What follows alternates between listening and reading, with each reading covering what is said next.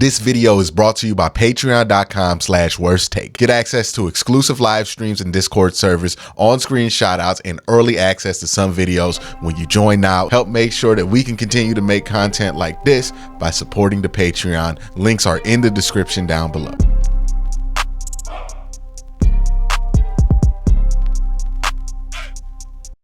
So, news has broke that Deshaun Watson has settled the most recent case out here, and I've been getting a lot of takes about what this may or may not mean about a potential Deshaun Watson suspension. Look, let me say this first and foremost. We really can't sit here and hope a suspension bails the Cleveland Browns out. If that's our plan, if that's the Browns' plan, is that they hope a suspension bails them out, then I do think everybody should get fired.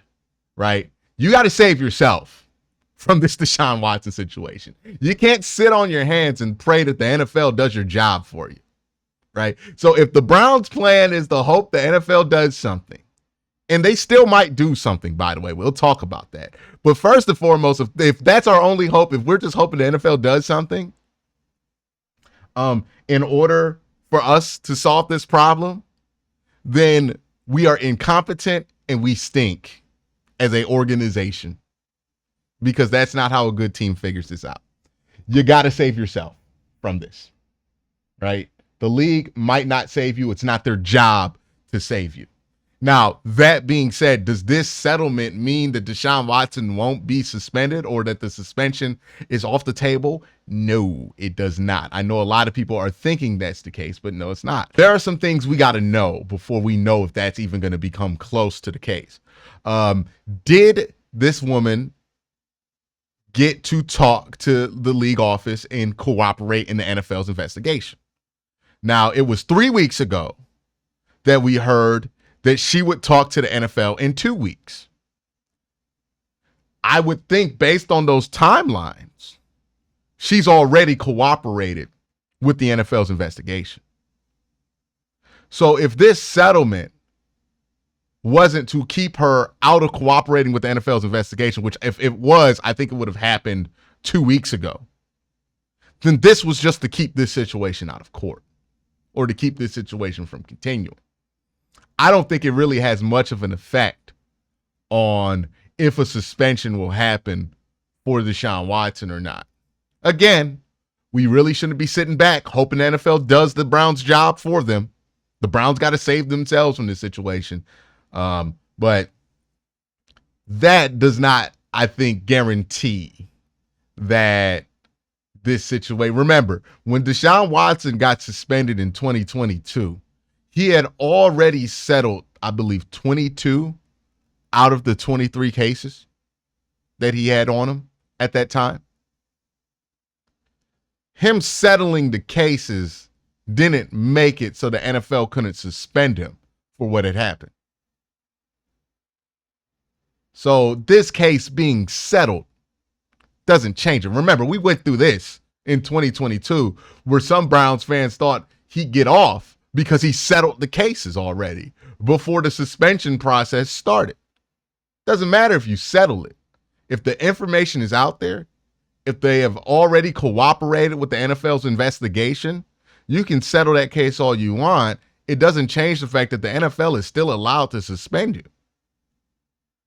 And some people might argue that him settling the case might indicate a level of guilt that could make it easier for the NFL to suspend him. The question is, did she cooperate with the NFL's investigation? And did the NFL even need her to cooperate in this investigation come to the decision? We'll find out. But this is not a Deshaun's gotten out of the suspension card. The investigation has already started with Deshaun Watson. And look, it's an NFL investigation. It's going to take time. That's why I'm saying if you're the Browns, you absolutely cannot wait for the NFL to make a ruling about this before you do something about this. Because it's at the point where you have to do something about this. So waiting on the NFL to do your job for you, again, not an option for this team. But still, just because this case got settled does not mean he's not going to get suspended. It actually means nothing towards the suspension. The things that matter, did she cooperate with the NFL's investigation? We haven't gotten word about that, but I don't think it's the case that she didn't cooperate with the NFL, because I think we would have heard about that if she didn't cooperate with the NFL or had no plans on cooperating with the NFL. That sounds like news that would have broke already. If that's not the case and she has cooperated with the NFL, her settling has nothing to do with the potential of him getting suspended. Now, another thing that's popped up with this Deshaun Watson situation that I've wondered myself is, how much credit do the Browns get if they decide to save themselves from the situation they created? We like to make the joke that you don't get credit for saving yourself for a hole that you dug yourself in, but like, we give people credit for that all the time.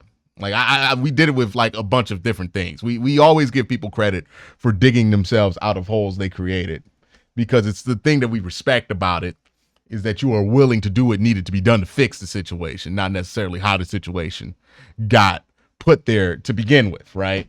Which I think does deserve some level of credit. And look, when you're looking at the Cleveland Browns, I believe, owe Deshaun Watson about $150 million on that contract.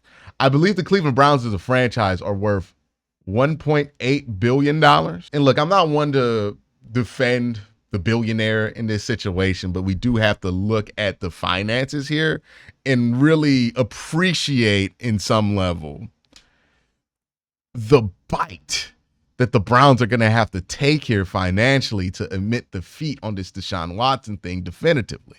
Because again, I said in a video earlier, if you bench Deshaun Watson, that's definitive. You're not coming back to Deshaun Watson. You are done with Deshaun Watson at that. He's never playing another game for the Cleveland Browns once he gets benched. Point blank, period. Like, once you bench him, that's it. He's done. Which means the experiment is done, which means the $230 million is lost money. Again, he has $150 million left on that deal. The Browns are worth $1.8 billion, which means that the Browns would have to accept a bite of 8% of their net worth in order to just move on from Deshaun Watson. That ain't an easy decision to make. And from a salary cap perspective, the Browns could potentially be fine from this as long as they manage that money, right? Like, you can move on, have a better team from this. I don't think that the contract itself is going to handicap you as much as some people make it out to be. The Browns have multiple ways to move some money around. Like, it's definitely going to affect things, but it's not going to stop you from keeping your best players, because the Browns already have a lot of their best players under contract and they have room to extend somebody like Myles Garrett. So that's not where the impact is going to be hurt. I'm not talking about the salary cap. That money, that $150 that Watson is owed, has to come out of somebody's bank account. And that's what I'm talking about here. Like, that money has to be spent. Yeah, the long-term future of the team and the salary cap, whatever it is, how you account for it, might not be that bad. But somebody's got to come out $150 million. And that $150 million is 8% of the Browns' total net worth. It's a huge chunk of money to punt. It's an easy decision for us to advocate for. It's an easy decision for us to be mad at the front office for not doing soon enough. But let's be real about it. There are people in my comment section that are still defending Deshaun Watson through these 5 weeks because they spent $150 on a Deshaun Watson jersey and they don't want that money to go to waste. I would hope $150 is not 8% of somebody's net worth in the comment section. Imagine what it's like when it's $150 million you're being asked to just kind of chuck down the drain as a lost cause. It's not a difficult problem to identify, but it is a difficult decision to make for whoever it is that has to punt that $150 million, and that is ownership. And I have to appreciate the weight of that, even though, you know, with just looking at this logically from an on-the-field perspective, it's an easy decision to make. If we're looking at everything else involved, it's not. I'm not saying we have to be sympathetic to Jimmy Haslam or Andrew Berry or even Kevin Stefanski, anybody involved with the decision to bring Deshaun here.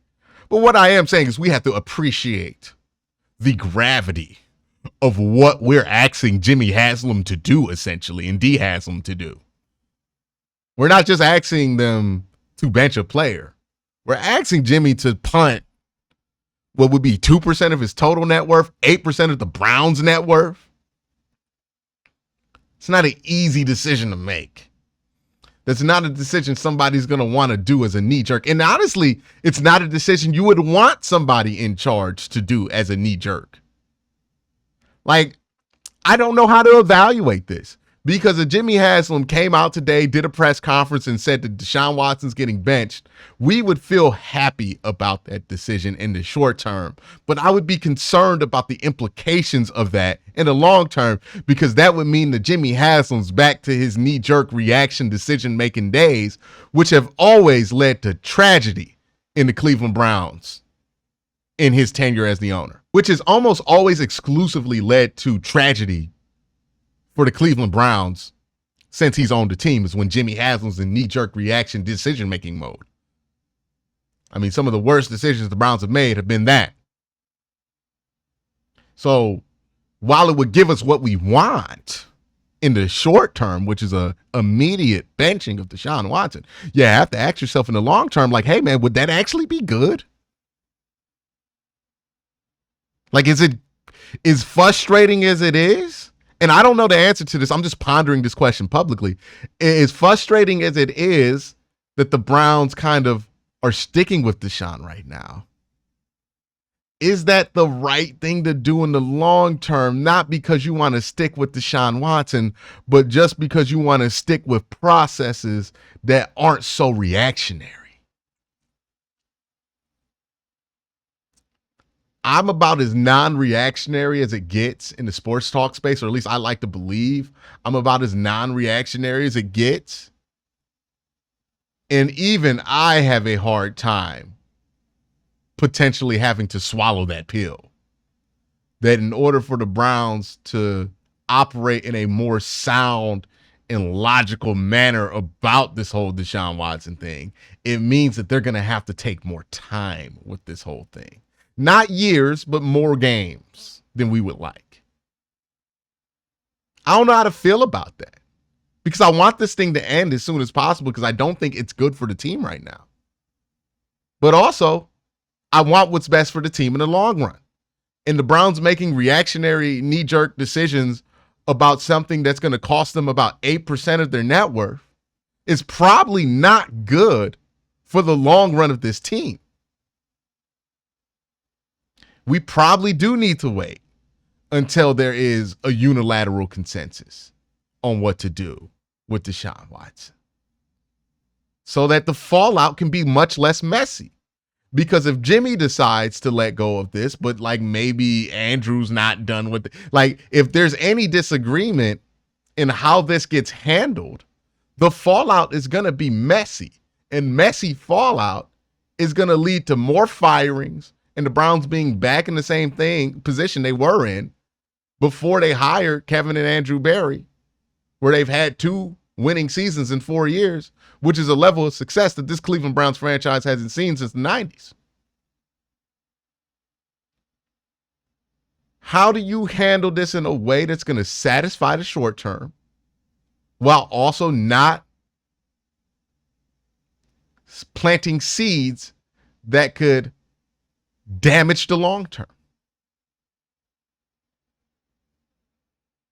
That's what I'm struggling with right now. And I think that's why so many of us want the NFL to just save the Cleveland Browns and make the decision for them, because the Browns then don't have to deal with any of that. And I think that might be why the Browns are probably waiting for the NFL to save them, right? Because it takes all of that stuff, all that messy shit that I just talked about, it takes that off the table for the Cleveland Browns.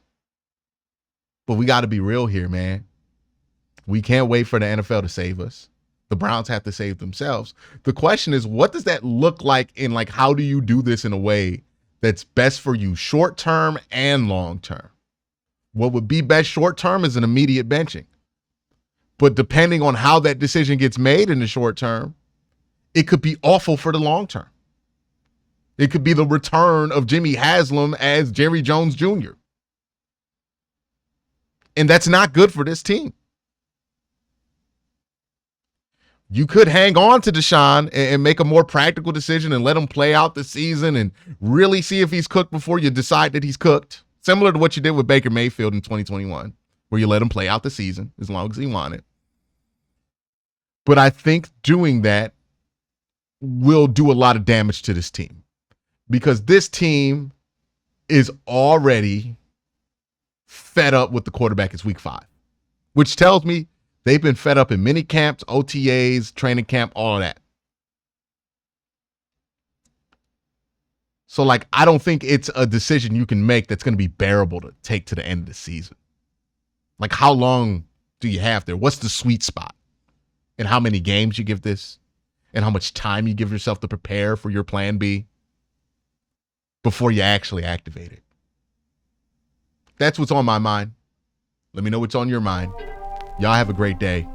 Have an even better night. Peace.